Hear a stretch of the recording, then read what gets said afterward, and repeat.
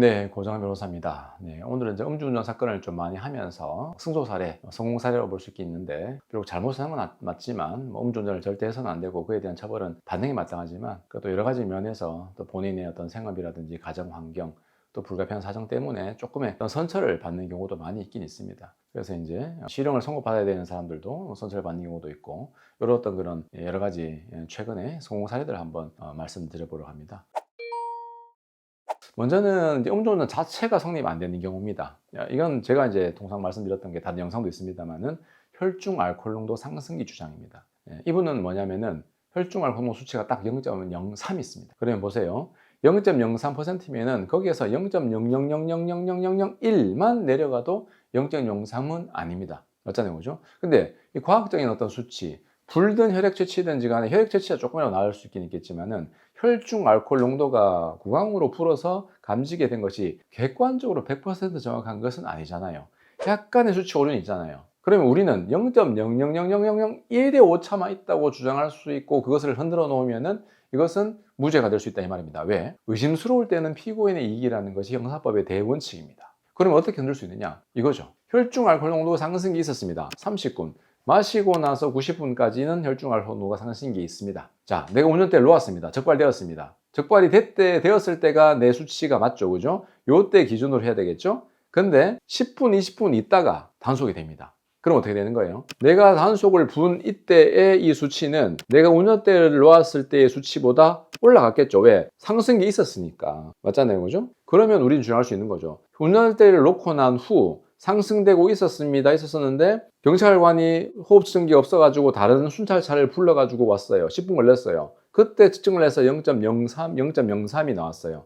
그러면 여러분 상식적으로 생각해 보십시오. 그러면 그 상승기가 있다는 것은 객관적으로 정확한 수치는 아니지만 어느 정도로 입증이 되어 있어요. 과학적으로, 경험적으로 수치는 아니다 하더라도. 그러면은 상승했는데 0.000001은 상승되었다가 경험칙에 부합하죠. 그죠? 그래서 이 주장을 받아들여 가지고 경찰에서 아예 검찰로 보내지 않았습니다. 이건 흔치 않아요. 경찰은 가급적이면 먼저 검찰로 보내고 검사가 뭐 기소 유예를 한다거나 하는 경우가 많은데 이 사건은 경찰이 처음부터 여러 가지 수치를 조정해서 0.28 정도로 보인다고 하면서 음주운전이 아니라고 해가지고 아예 불송치를 해버린 사건이 있습니다.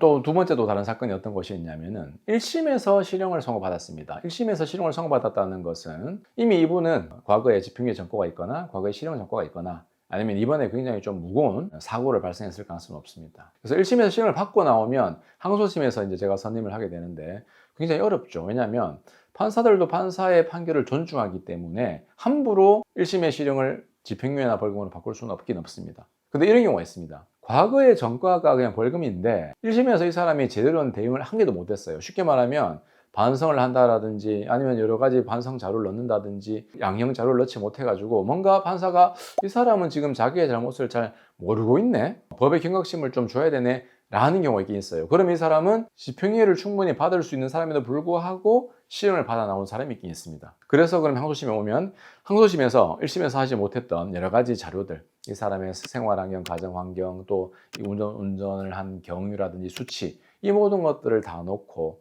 그 다음에 반드시 이제 이 사람이 사회에 나와야만 되는 사정들 있잖아요. 이러면 여러 가지 포괄적인 사항들을 다 이야기하고 그 다음에 중요한 것은 1심에서 실형된 선고된 이후에 항소심 판결 선고시까지 한 2, 3개월 지나거든요. 그럼 이미 고생을 했잖아요. 그래서 이런 점도 어필하고 그렇게 하면서 판사가 집행유예로 내버려진 경우가 있습니다. 그럼 이런 사건들은 1심에서 실형 선고받았는데 2심에서 항소심으로 풀려나는 경우가 있죠. 그죠? 이런 경우도 충분히 많이 있습니다. 그 다음에 실질적으로 1심에서 실형을 선고받아야만 하는 사람이에요. 충분히 다 했음에도 불구하고 이 사람은 어쩔 수가 없어요. 그렇다고 하더라도 또 한 번 더 아까 말씀드렸던 것처럼 일부러 좀 항소심에서 더 교도소에 좀 머물면서 반성의 시간을 좀 더 가지고요. 그 다음에 뭔가 좀 부각되지 않았던 사정들 정말로 불가피하게 이 사람이 운전을 할 수밖에 없었다든지 이 사람이 붙잡혀 있으면은 아이들 생활 자체가 되지 않는다라든지 아니면 직장이라든지 아니면 건강이 매우 좋지 않다든지 또 그런 사정들이 있다면 특수한 사정들을 좀 어필해서 다시 한 번 더 예외적인 집행유예를 받아내는 방법도 있긴 있습니다. 그래서 이제 설사 1심에서 실형 선고가 났다 하더라도 또 너무 좌절하지 마시고 한 번 더 기회가 있으니까요. 항소심에서 최대한 더 노력을 해서 또 집행유예가 나온다든지 아니면 또 벌금이 나온다든지 해서 풀려나는 그런 사례들도 많이 있으니까요. 그런 것들도 참고하시면 되겠습니다. 그 다음으로는 집행유예 기간 중에 다시 한 번 더 음주운전한 경우입니다. 크게 두 가지를 봐야 됩니다.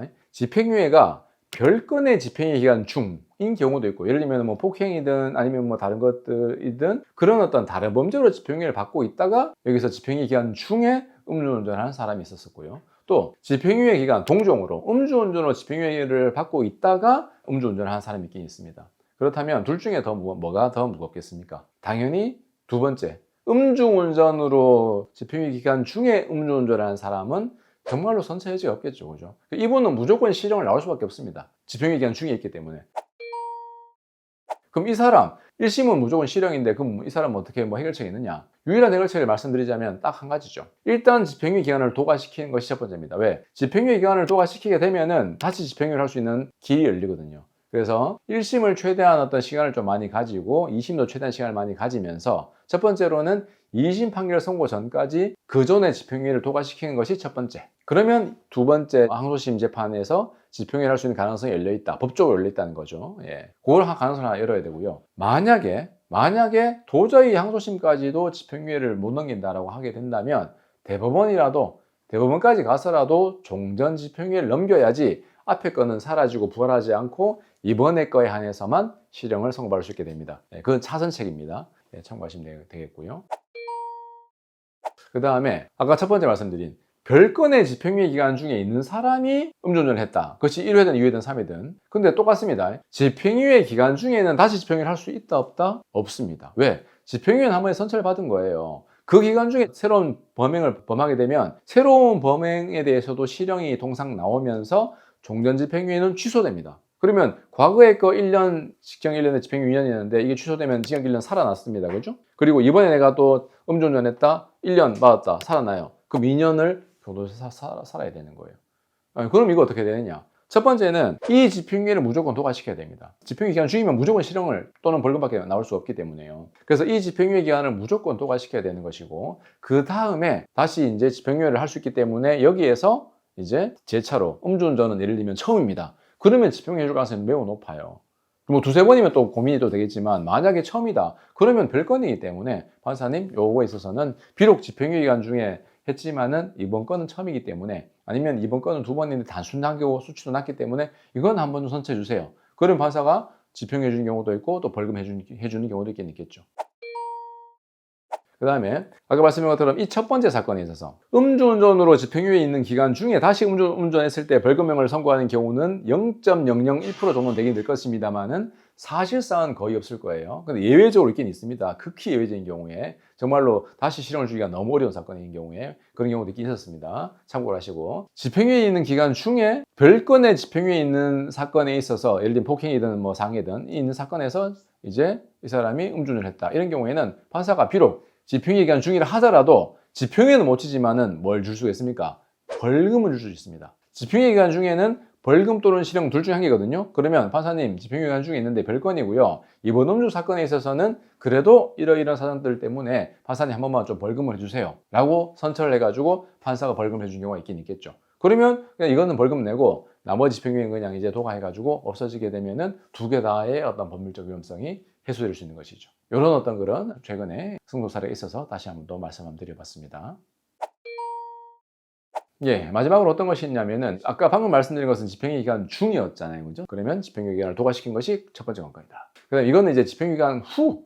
자, 이미 집행유예 기간을 받았어. 근데 제가 누차에 말씀드렸죠. 집행유예 다음엔 뭐다? 실형입니다. 집행유예 기간 중이면 당연하게 실형이고 집행유예 기간이 끝났다 하더라도 그로부터 얼마 있다가 다시 하게 되면은 이미 집행유예 선처를 받았기 때문에 이번에는 실형이 선고될 가능성이 매우 높습니다. 그렇기 때문에 정말로 여기에 해당하신 분들은 나는 실형이 선고된다는 각오를 하고 임하셔야 됩니다. 그런 어떤 그런 간절한 마음을 임하고 하셔야 됩니다. 그래서 원칙적으로는 실형이 되는데 그럼 우리가 할 것은 뭐냐? 예외죠, 예외. 예외는 있으니까. 왜? 집행유예 기간이 끝났으면은 판사님이 요번에 있어서 예외적으로 집행유예를 벌금을 선고할 수 있는 길은 열려 있어요. 판사님의 선택지는 있어요. 그렇기 때문에 그 선택지가 원칙적으로는 실형이겠지만 예외적으로 벌금 또는 집행유예로 해달라는 그 좁은 선택지를 받을 수 있다는 것이죠. 그러려면 뭐냐? 가장 중요한 것 중에 한 개는 뭐냐면은 집행유예 종료 기간, 즉 한 그것이 20년 전이야. 10년 전이야. 집행유예 전과이긴 하지만 그 집행유예 전과가 1, 20년 전이다. 그러면 감안할 여지가 있잖아요. 그죠? 그러면 매우 좋은 거죠. 오랫동안 재범 안 했으니까. 그런 어떤 좋은 사정. 아니면 또 그런 좋은 사정이 없다 하더라도 아까 제가 말씀드렸던 것처럼 정말로 불가피하게 운전했어요. 최근에 뭐 이런 사건도 있었습니다. 직장 상사하고 막 이렇게 해가지고 술을 많이 먹고 이제 차까지 와서 그 종업원까지 와가지고 부축해서 이제 해가지고 차를 빼줘가지고 대리도 불렀어요. 그런데 차를 못 빼겠는 거예요, 종업원이. 그래서 불가피하게 자기가 앞뒤로 3, 4, 5m만 차만 빼주고 다시 또 내려가지고 다시 뒤에 직장 상사를 만취한 상사를 싣고 그 다음에 종업원이 차로도 좀 빼주고 대리를 불렀습니다. 그 와중에 경찰이 왔는데 이런 사건도 있었단 말입니다. 그럼 이 사람은 음주운전을 할 의사가 있어 없어요? 사실상은 없죠.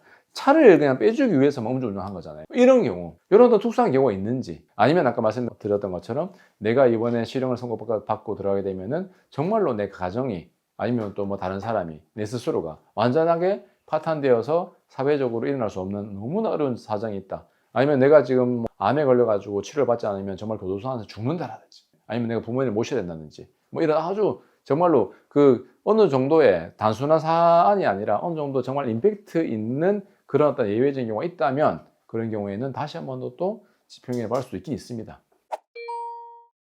그래서 이제 미리 좀 포기하지 마시고요. 또 우리가 이제 할 수 있는 범위가 어떤 것이 있는지 또 변호사의 상담을 통해 가지고 다시 한 번 더 이제 한번 상담을 해보시고 작은 물수가 있다 하더라도 또 최선을 다해서 좀 살려가지고 또 선처를 받을 수 있으니까 또 그런 길을 찾아보시고요.